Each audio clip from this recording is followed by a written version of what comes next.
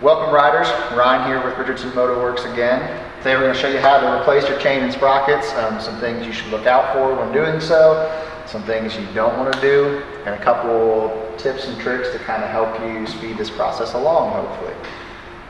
First and foremost, if you don't have one, go and get yourself a chain brake tool, press tool.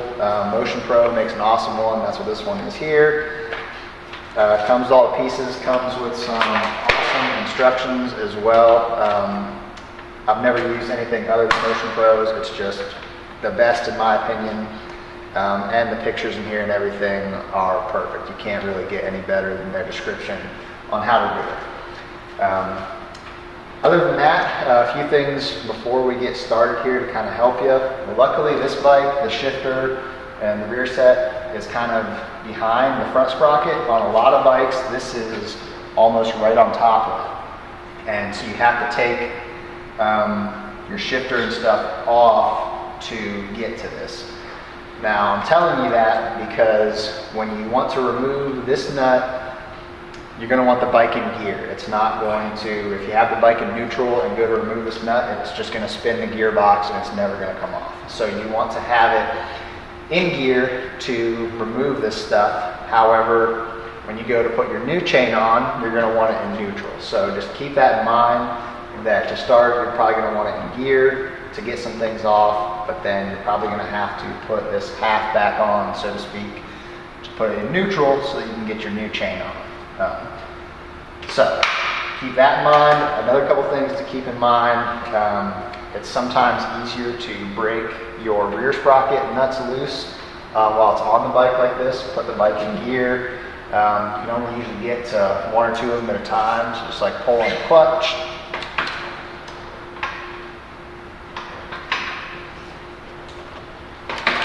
Move it forward, get to one, let go of the clutch, you can loosen one, pull on the clutch, move it again, get that one. Easiest way to do it. You can always do this with all this stuff off, however it's just a little bit easier to do it like this. Otherwise you might be hanging onto the tire trying to break one loose and it's just a pain.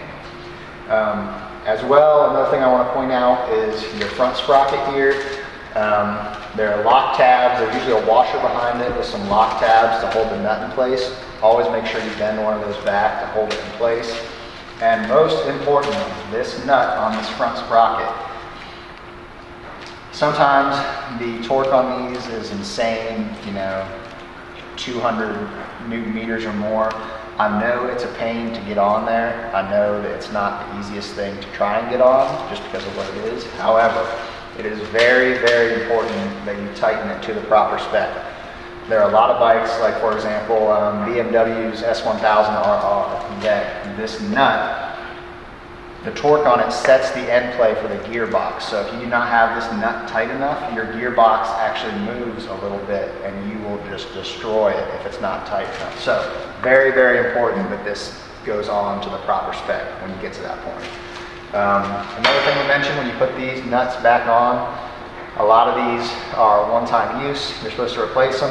I always put just a little bit of blue Loctite on them when I put them back on, just to make sure they're on there snug and they're not coming off. But replace these. They say too they're one-time use. Even the brand new ones, I put a little bit of Loctite on when I put them back on. Just a good habit to get in, and they're not coming off that way. Other than that, if it were me, I would just cut this chain off. However, I'm going to show you how to break it with a tool, just since I know most of you don't have a compressor and a grinder. Makes your life easier, but I'll show you the tool. And other than that, those are the biggest. Oh, when you take this chain off, don't throw it right in the trash. You'll need to count how many links it is so you can trim your new one to size. 99% of them do not come trimmed to the length you need it. And I just say that because I always cut this off, excited to get it off, throw it in the trash, and then 20 minutes later I'm digging it out of the trash to count the links for this one. So just hang on to it for a minute. Now, if you are changing the teeth, like if it's the stock teeth is 45 on the rear, you want to put 47 or 43 or whatever, you can certainly do that. Same with the front sprocket if you want to change the tooth on it, go faster, get more top speed. You can certainly do that, but keep in mind, if you do that, it changes the length of chain you need. You can Google what the formula is for, you know, if you go up 2 teeth in the rear, you might need 2 extra links. I'm not sure. I always keep it stock because you can get a little bit out of it, but this isn't a race bike. You're not going to notice a whole lot in my opinion, so I just keep it stock. But do keep in mind, you're changing the teeth on either sprocket, it will affect how many links your chain is, so you need to look that up. You can't just wing it, or, you know, you'll be all the way at the end of your adjustment and it just won't work out well for you. Other than that, I'm going to go ahead and get started here. I'll show you a few things kind of as I go, and we'll go from there.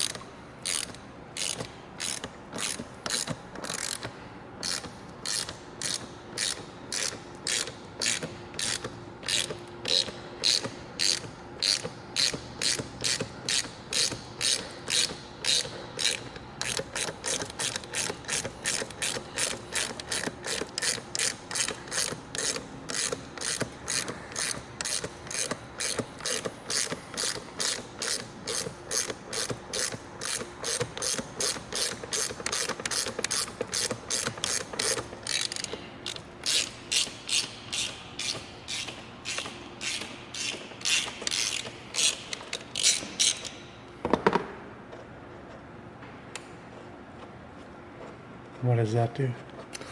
Now this has a pin in the middle, I'll show you here when I take it off, that pushes out one of these rivets all the way through and essentially breaks your chain. Once again, you can cut this off with a cutoff wheel if you have one. It's way easier, but I know not everybody has access to that. So, and then that's it. And what it did was push this little pin out right here that's normally through here.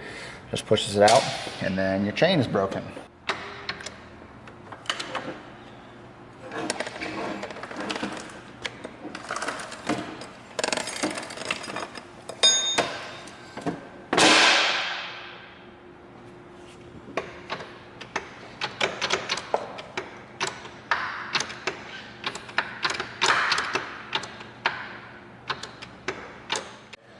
Of course, it's not going to easily go back into first gear since I have my chain off. I can't really roll it, so I'm gonna have to pull this cover off and just bump my front sprocket a little bit so I can kick it back into gear, so I'm able to get this front sprocket off.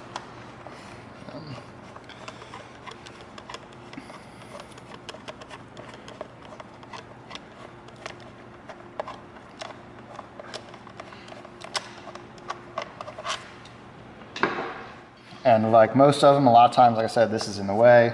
On mine, I only have to take, you know, the shift lever off, so to speak.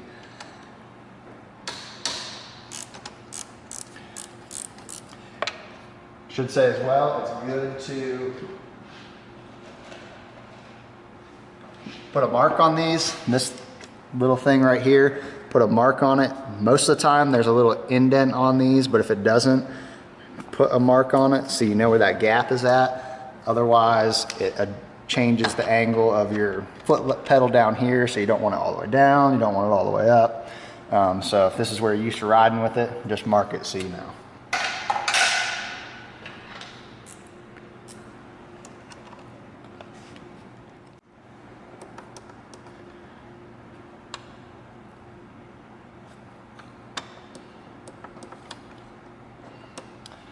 And of course this one is not going to come off easy, so I have to take this whole assembly off to be able to move this rod enough anyhow. So.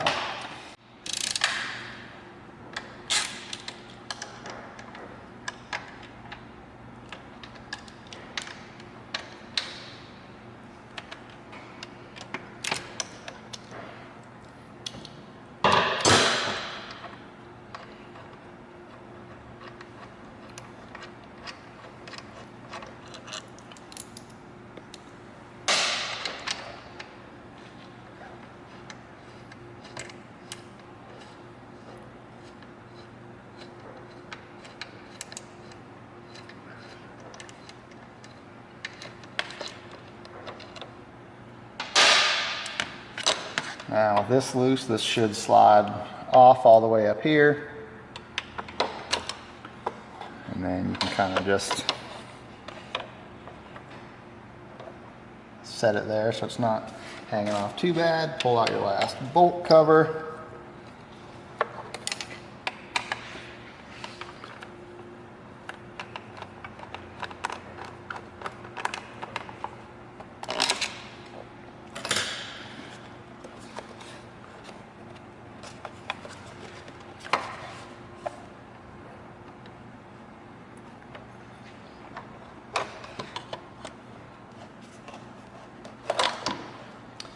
And a lot of these have a groove in here where they run, you know, side stand switches, sometimes oxygen sensor wires that run up through here, and breather lines.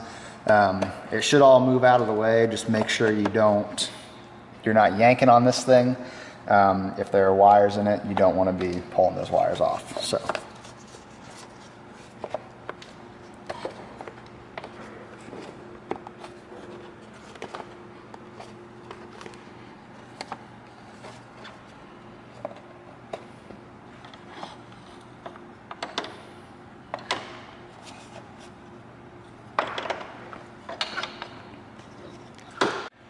And of course this does not want to slide out of the way with this here, so I'm going to have to take the little ball end joint off of it so I can slide this out. To get to it, not a big deal, but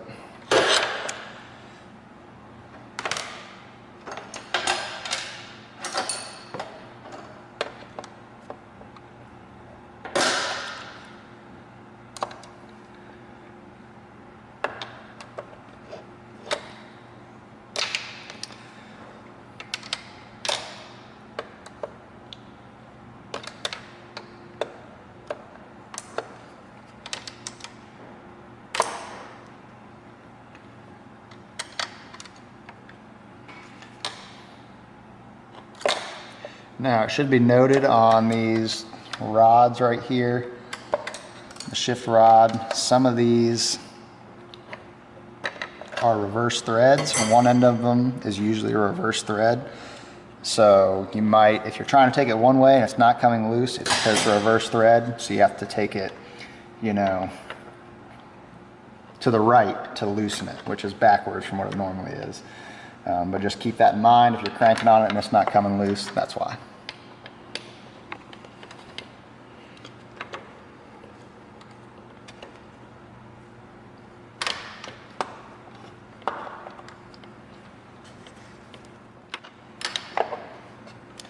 Okay, with that off, now this whole thing will pull down and through. Set it off to the side. This cover will come off. Now I will say this is a good opportunity if you have this stuff off. This one is not bad at all, but a lot of times you'll get a lot of road grime, grease from chains, things like that. If you take care of your chain, will all get globbed up in here. It's a good time to just clean this general area out if you have the time. Most of the time the stuff never comes off or anything other than this, so it's probably the only chance you're going to get to give it a good clean out. And you can see on here, this is the lock tab that I was talking about. It's got several corners. You always want to make sure one is bent back down when you put this nut back on to keep it from coming loose.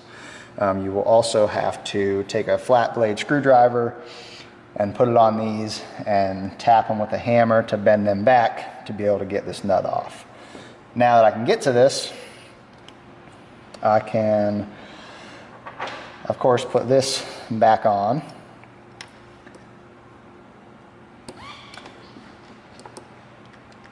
just enough to hopefully be able to shift it. Doesn't matter what gear you put it in, just put it in a gear. There we go, and now it's in gear. Never, as tempting as it is to not put this piece back on, especially if it came off in one piece, I know it's a pain. Do not grab this with pliers. You'll mess the teeth up on here and it'll never go back on straight, and it's just a bad idea. Now, like I was saying before, this one will be easy to get off. Just put a flat blade on there, kind of tap it.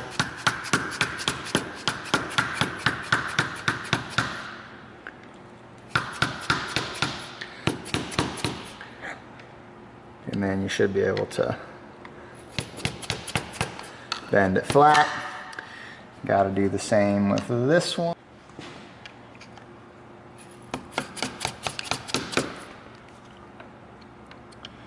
Pry it up a little bit.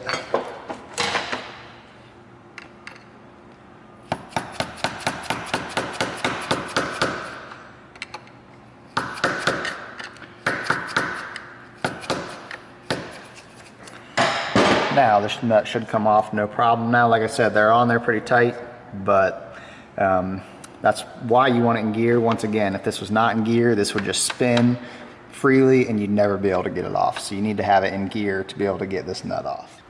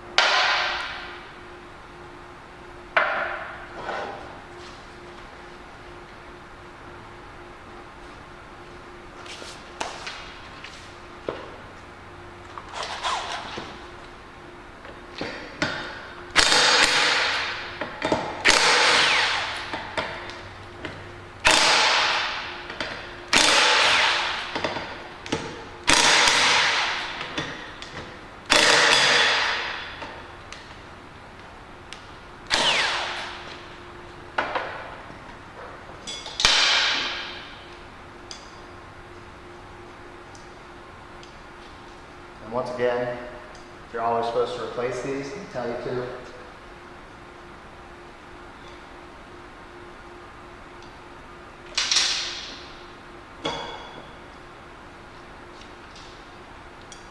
Some of them have washers under them as well that you always want to put back on. Not every bike does, but if it does, they go back on.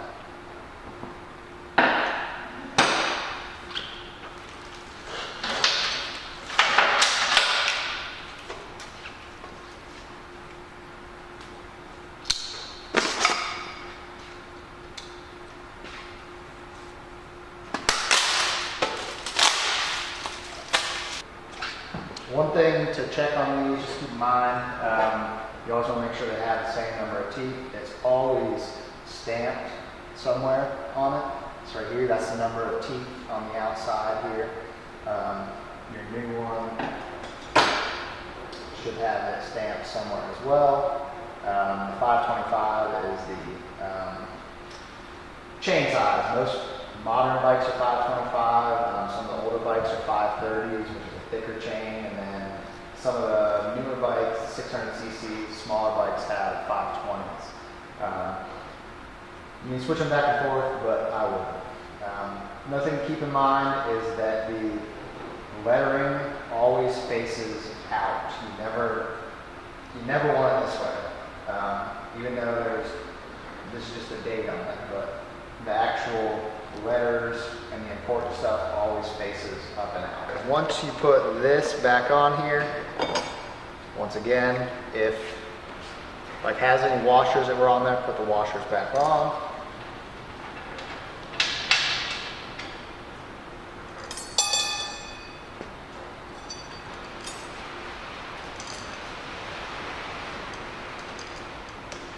And once again, you're always supposed to replace these nuts per the manufacturer. This is a personal bike of mine, and I do this enough. I'm going to put some Loctite on them and put them back on.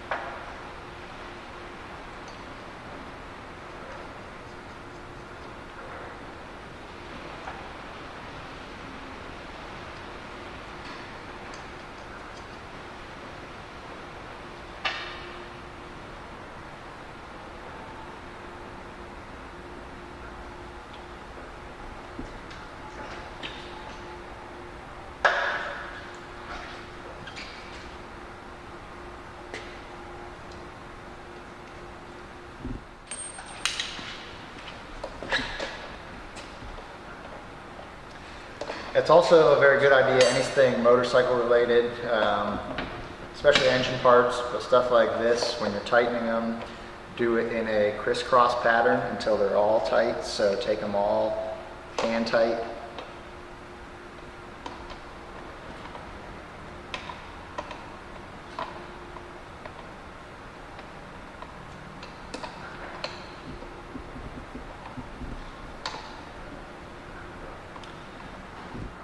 And then once again, these always need to be torqued. It changes for different bikes. I know for this bike it's 40 Newton meters.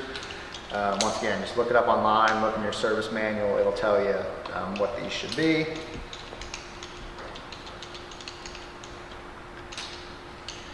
And this can kind of be a little bit of a pain depending, because the tire will want to spin once you're spinning it, so you kind of got to grab the tire. And then tighten one. Once again, we're going crisscross for these.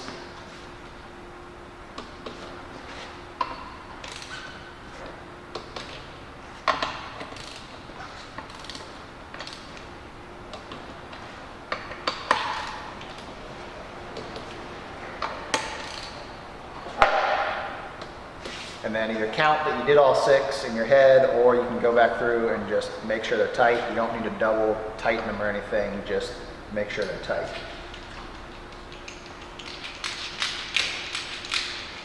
And then with that done, you go about putting the back wheel back on. Always make sure that you put your wheel spacers and all that stuff back where they go. I'm a big fan of when you take the wheel off, take the wheel off, put this spacer on this side, this spacer on this side. Pop that one back in. Pop this one back in. Okay, and then this is just simple as putting your back wheel on. Just do it like you normally would. Always make sure when you put your axle back in that it's greased. This one still has quite a bit on it, so I'm not going to put any on it. But if you do not have any grease on your axle, you want to put some on it before you put it back in. It's just a good habit to get in. If you do not, these tend to rust a little bit just because moisture will get in there, and it can be a pain to pull this axle out if it's not greased. So you just always want to grease it. It'll make your life a million times easier. Now with the chain off, you don't have to worry about putting the chain back on, which is nice. It's one extra thing that's kind of out of your way already. You just got to worry about your brake caliper, and that is pretty much it.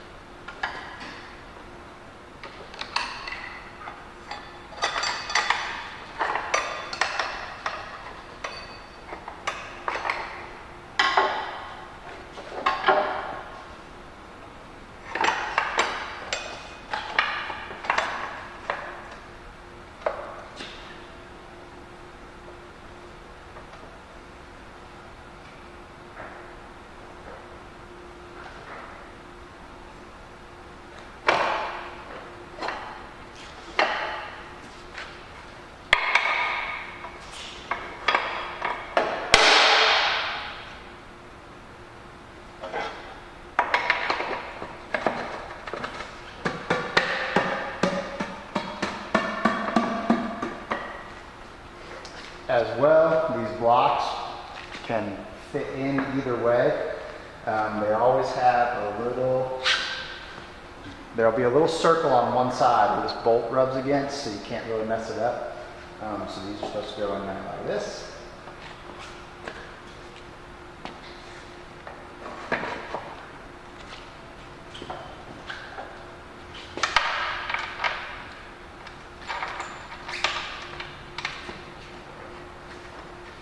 Put your other side on, and just make the axle hand tight now, because you're going to need to move this back and forth to adjust your new chain in. So now we have our tabs bent back, we can go ahead and take this off. I'm going to use an impact. Like I said, these are on there pretty tight. You can use a breaker bar, a long breaker bar. I will tell you, it can be a pain sometimes to use a breaker bar just because of how tight these are. And if you have a breaker bar and you still can't get it off, it's just too tight, easiest way to do it is get a piece of, metal tube, something like that, to add a little bit of length to this. Longer lever, you should be able to take it off. But in the interest of time here, and since I have the tools, I'm going to go ahead and impact it off. If you're using an impact, make sure you're loosening it and not tightening it, or you're going to have a bad day.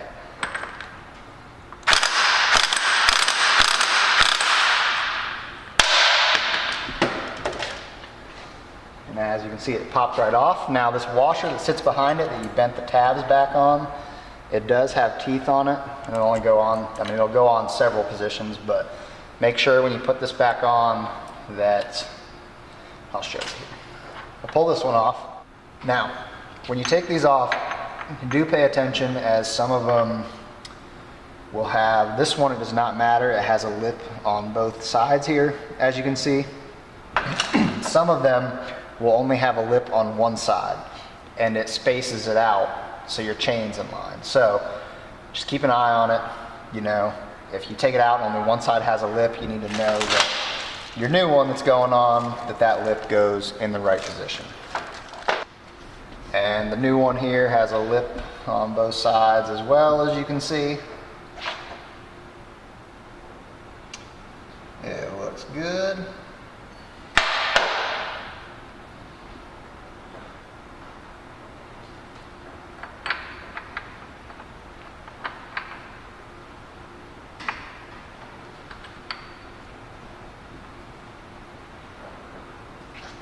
Go ahead and put it on there, and then once again, it doesn't matter where this goes. I would recommend that you put it, if you put it like this or something, you might have a hard time bending these tabs down. So if you put the tabs up to where you have a little more room, it'll go on a little bit easier.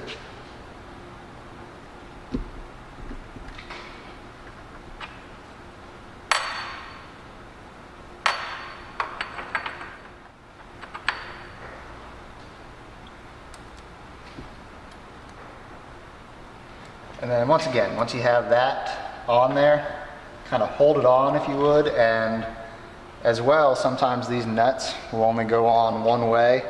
So like this is the outside, and this part right here is cut out because the end of the gearbox, the shaft, this covers a little bit of it. So just make sure, once again, that this goes on the right way. I always like to hold my washer back a little bit so that I know that it's where it needs to be. You're not smashing it onto those teeth. It should slide on there easily.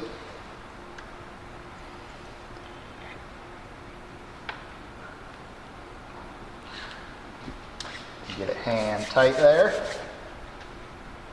Now this will tighten more, but you always, if you can, you might have to take it off and put this washer back on in a different spot, because when they're at I know this isn't tight, so it still needs tightened, but when they're at a point like this tab does not bend very well around these points. This one will bend fine against this flat surface, but this one up here will just never bend to this corner. So once you get it tightened down, it's on a corner. Sometimes you might have to take it off, move your lock washer, and then so you can bend it down properly. So when you go to tighten this down, you want to make sure that you have it to whatever the factory specs are for your bike. There are some bikes, once again, that the torque of this nut sets the end play for your gearbox. So if this is not tightened down properly, your gearbox will have some movement in it, and you do not want your gearbox to move back and forth like that. So whatever the spec calls for, that's where it needs to be tightened to. And once again, this is where it helps if you have the bike in gear.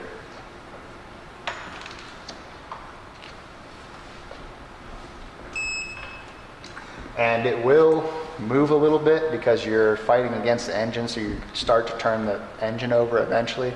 Nothing wrong with that. Just go until you know it's where it needs to be. Some bikes you have 2, some bikes it's only 1, as long as you can get one of them down. A lot of times they'll give you 2.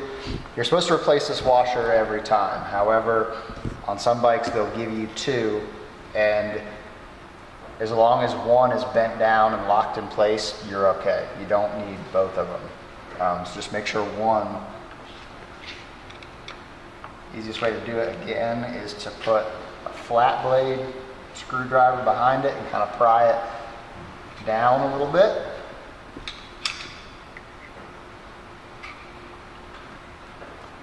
And once you get it started, just tap it with a hammer.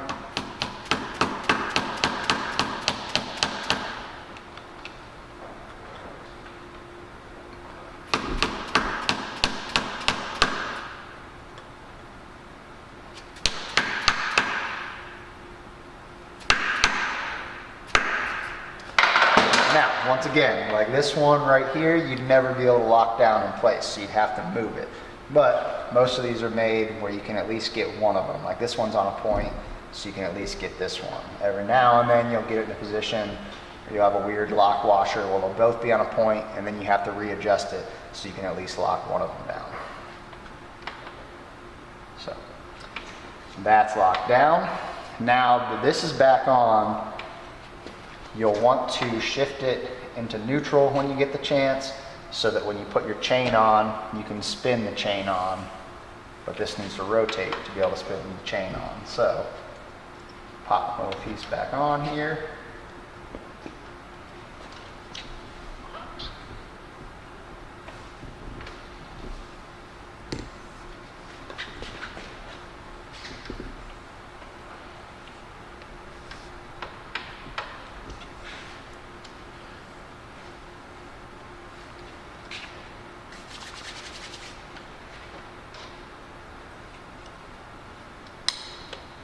I'm going to have to pop this back in to shift it back into neutral because it doesn't want to pop back into neutral.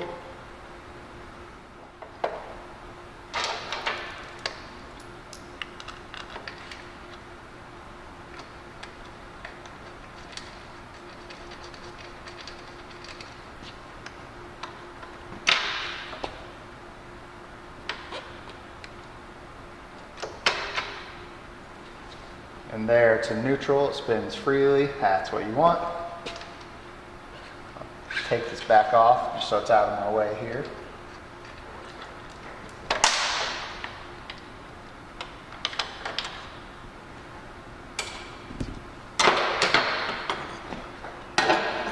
Now comes the part where you have to count the number of chain links, number of pins, whatever you want to do. Just make sure that it is the same for your old chain, what you're cutting your new chain to. I always count this 2 or 3 times just to make sure, because once you break this once, if you cut it too short, you're kind of out of luck. You got to buy a new chain. So make sure you count this accurately so you know what to cut your new one to.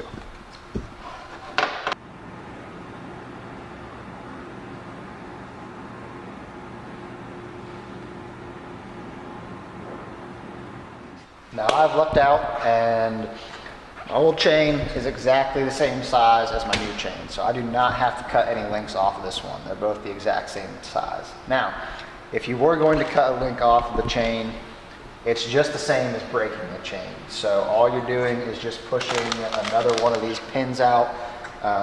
Just count the number of links. If it's, to here, you just push this pin out right here. That's all there is to it. You're just breaking the chain again, but just breaking a section of it off is all. Now, to put this back on,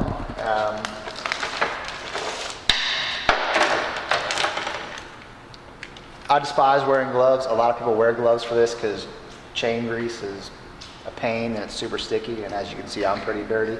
But easiest way is to just start it on, you know, your sprocket, spin the wheel a little bit, and then once you get it spinning, you can actually just pull the chain and it'll spin your wheel.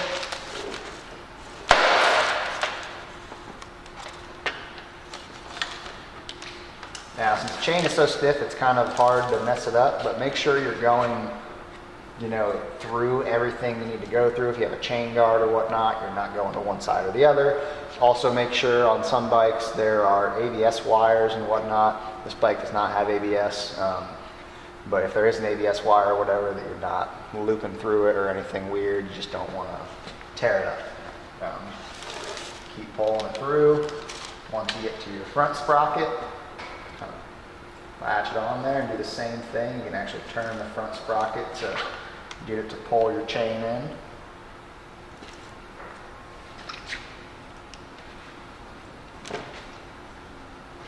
And then same thing here. There's usually a slot back here somewhere that it goes through. The easiest way is just kind of follow your chain guide. That's what this piece of plastic is. Pull it all the way back. And I'm going to leave it sit like this for a second. Now you may be looking at this and thinking there's no way that's going to touch. I haven't loosened my adjusters yet, so once you loosen the adjusters, the wheel will move forward. You'll have plenty of room to put your master link on. So I'm going to go ahead and loosen those now.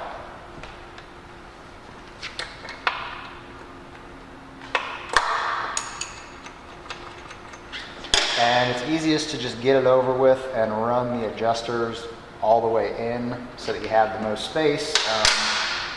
Otherwise, you're probably going to do it and it's not going to be enough, and then you're just going to have to do it 2 or 3 times. Just run them all the way in and get it over with. It's not the end of the world, not a big deal.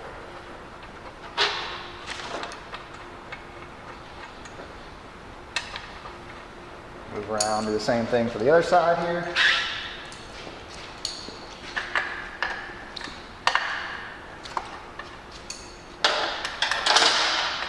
Once again, this is also kind of why we left the axle loose, so that we can move this freely and don't have to fight against it.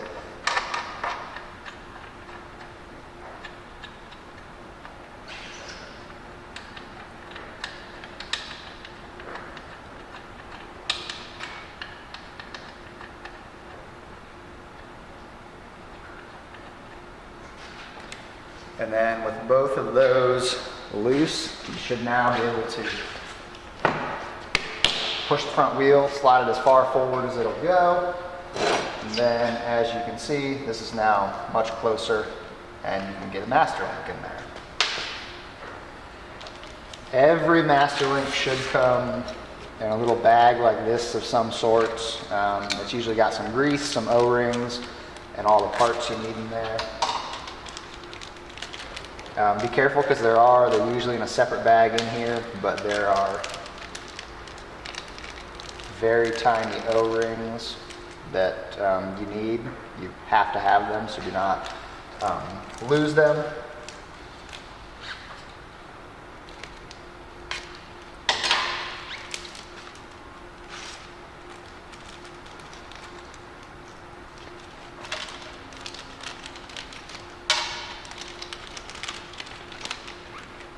Okay, and this is what your master link looks like. There are 2 different styles. This one is a hollow rivet is what it is. So as you can see, there's a little indent in there, and this tool will push those out and flare them out. There's also what all these are, which is just a solid pin. You'll get master links that have solid pins as well. It looks like this side, and they just get smashed down. The chain brake tool will do all of that. It has both options in there for both this style and this style.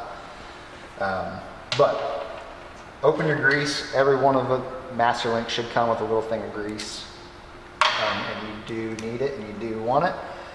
I always put a little bit down here on the bottom like this. You can't overdo it. Don't worry about it. It's going to get everywhere. So you just put it on there nice, and then take your O-rings, and you got to put one on there, smash it down, and then with your O-rings on there, there have to be O-rings on each side of the gold plate in this case. So we've got them on the back side. Go ahead, stick it through one, pull this up.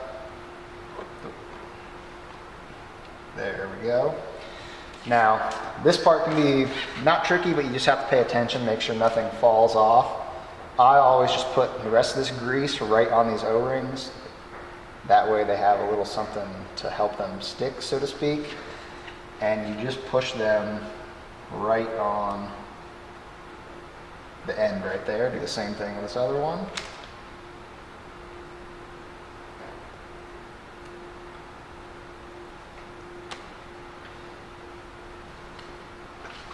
And now your end plate here, if you're like me and you're a little bit OCD, for example, there's one right here. You can see it as well. I always try and make sure it's the same as the other one, so there's not one that is red upside down, essentially. It doesn't matter, but it's just a preference of mine.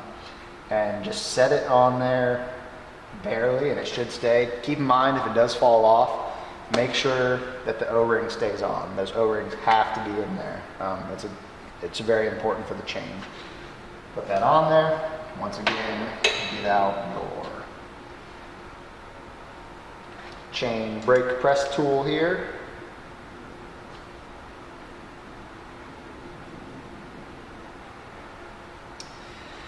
Now this part can be not tricky, but in my opinion, it's one of the easiest ways to mess up putting on a new chain.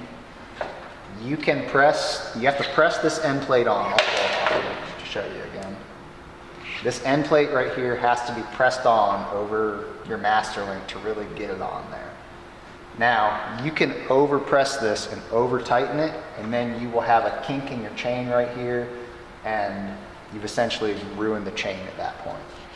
The easiest way to do this safely is if you have a pair of nice expensive dial calipers, go ahead and measure the distance of this plate to this plate to see what it is. I know not everybody has those, so I'm going to grab a little ruler here to show you how to measure it.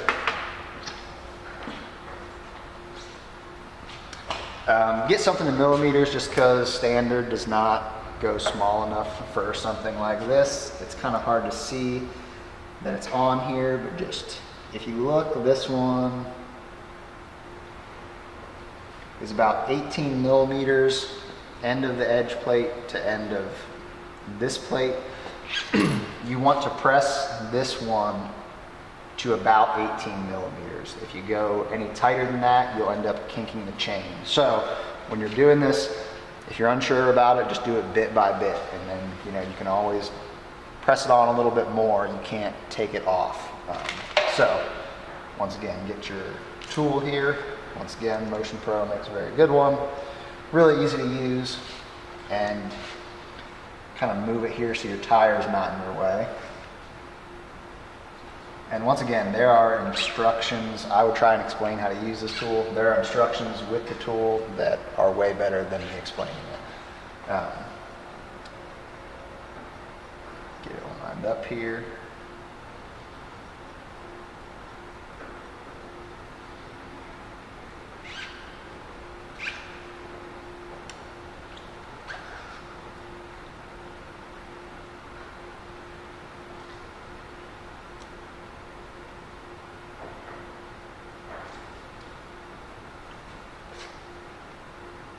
Now, I will say that the pins on the master link that you just put in there have to push through, this end plate like these ones are.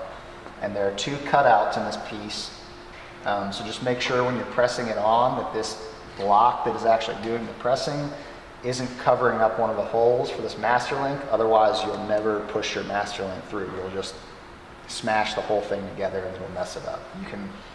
Once again, the instructions are in there, you can see it, but it's the only thing you can really mess up on this part. Now, you have to tighten this one and smash it together. This can take a lot of effort to put on, I guess is what I'll say. I always grab a wrench for this.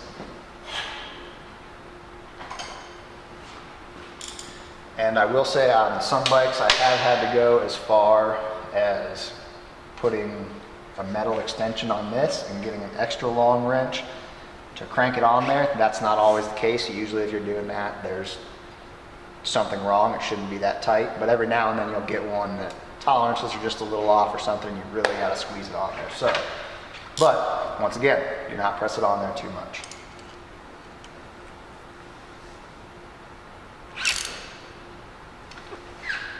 I always like to get it started, make sure your rivets are going to come through. They're not going to hit that plate, like I said. This one looks like it's going to go on nice and easy.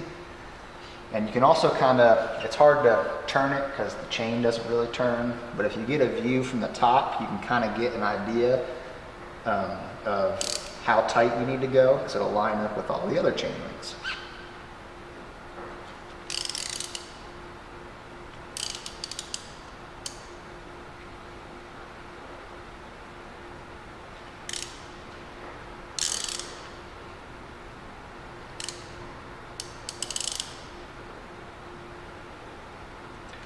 Stop there and see where I'm at.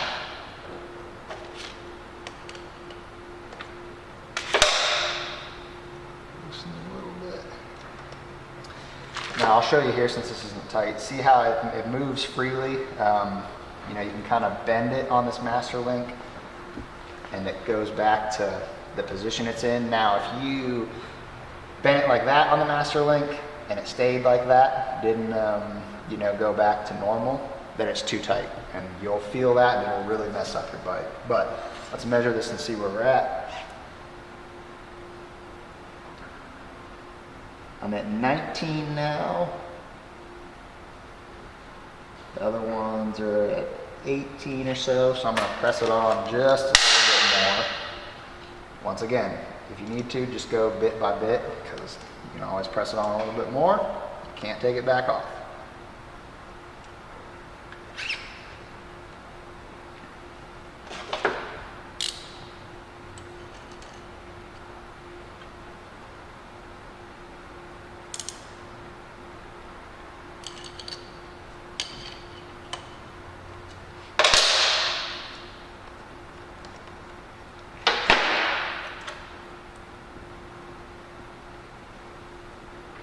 That's about as close as we're going to get without a pair of dial calipers to really tell us. Now as you can see, you've got it's pressed on and the master link pins are sticking out a little bit. You know, you can catch them with your fingernail. They're sticking out, you know, a millimeter or so. Now to smash these hollow type rivets, again, another tool in here to do it.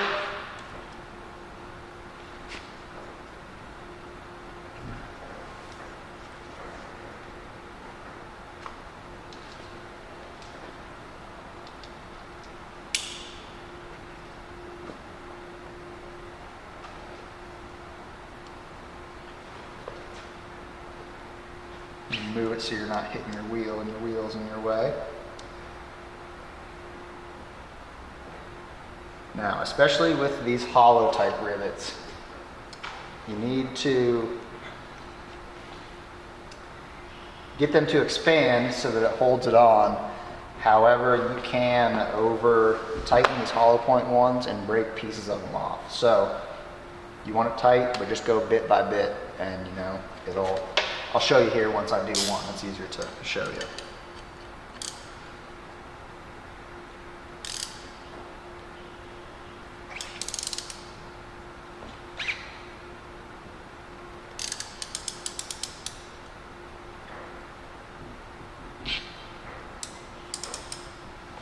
Now these are hard to press. This is a lot more effort than it was to press the side plate on, and it should be.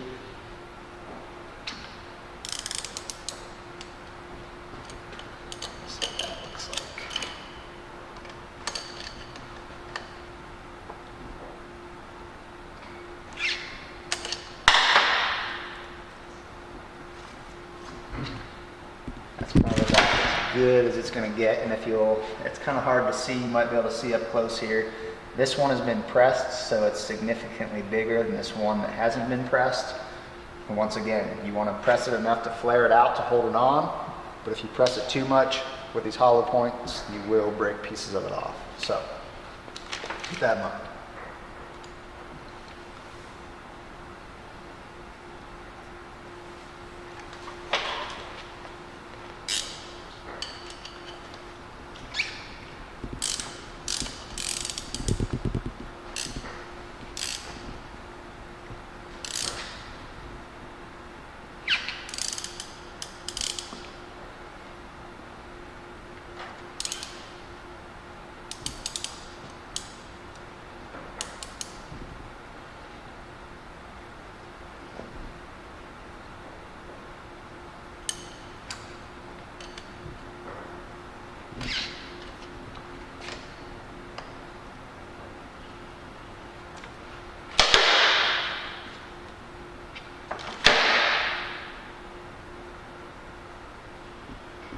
Now, when the press on there, it's not going anywhere. Chain's on there.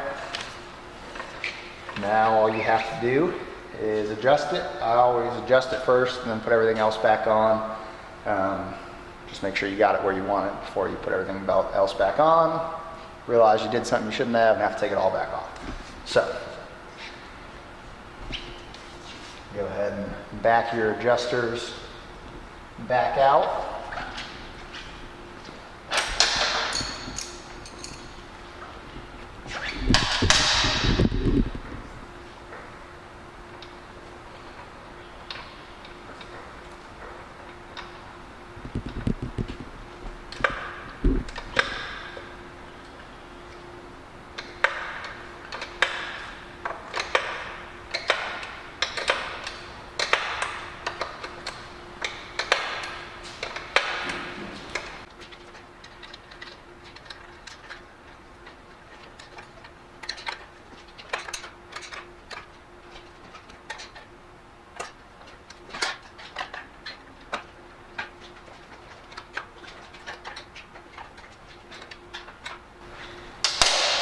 One thing to note here is, once again, sometimes when you tighten your axle, your chain will get a little bit tighter. So I don't leave it loose, but you know, on the bigger end of the spec.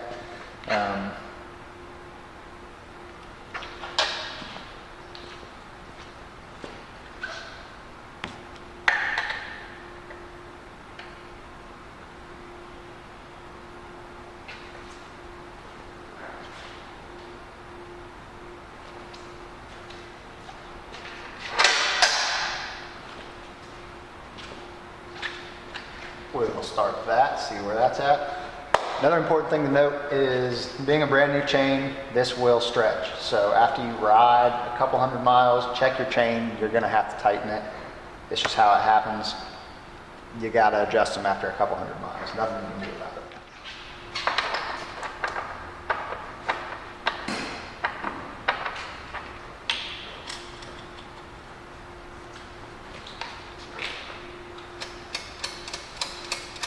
Now I personally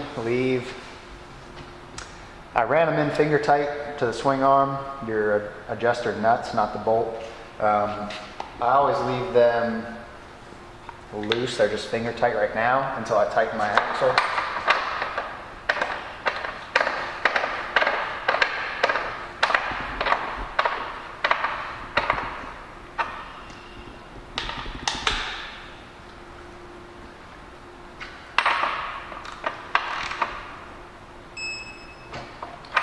Tighten your axle down.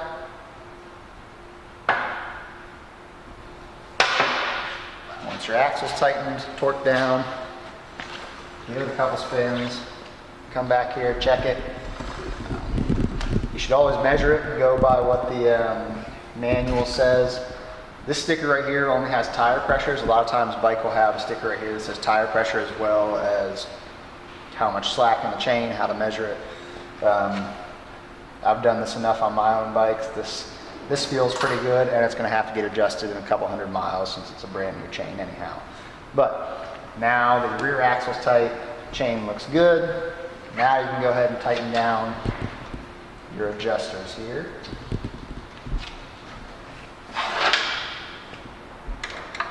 And once again, you're not moving the bolt itself. You're just tightening the nut to the swing arm to hold it in place.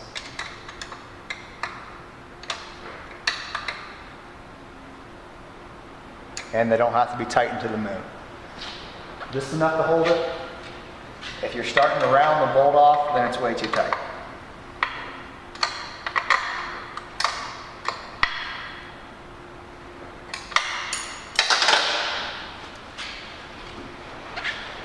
And then with that on, you go ahead, put your back front cover on.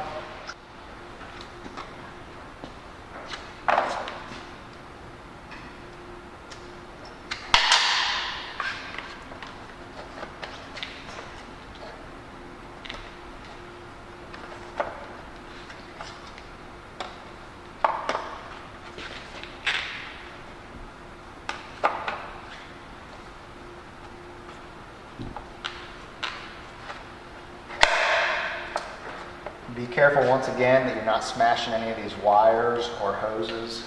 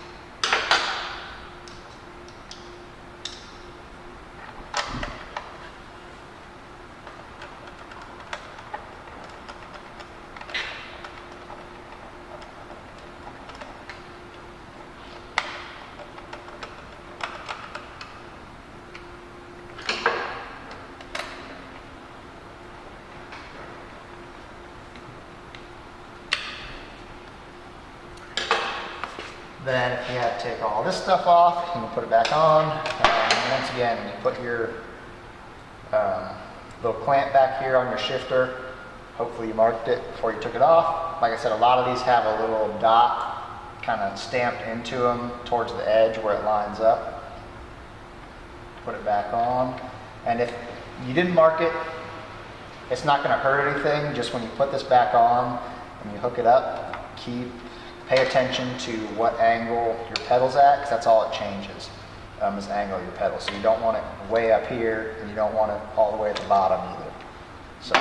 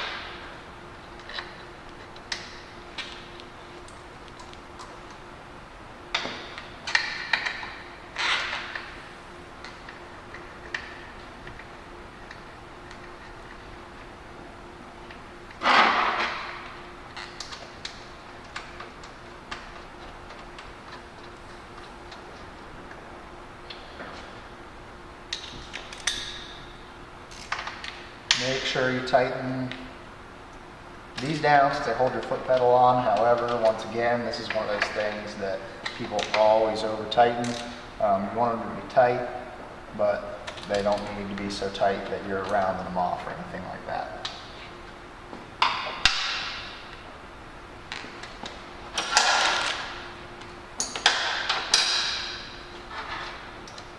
Make sure you're tightening down this bar if you have to take it off. Nothing like being going down the highway and this rattles loose and your shifter comes off and the bolt fell out and then you can't get back home because you don't have the bolt. So make sure you tighten it.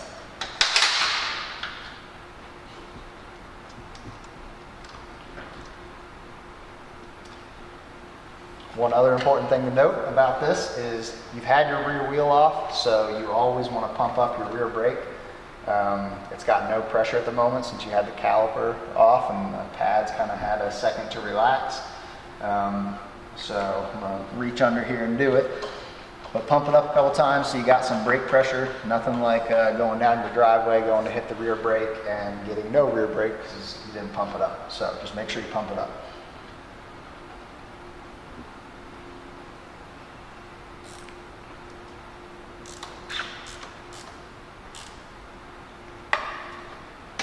And everything's tightened down here and good to go. Now you're just ready to ride.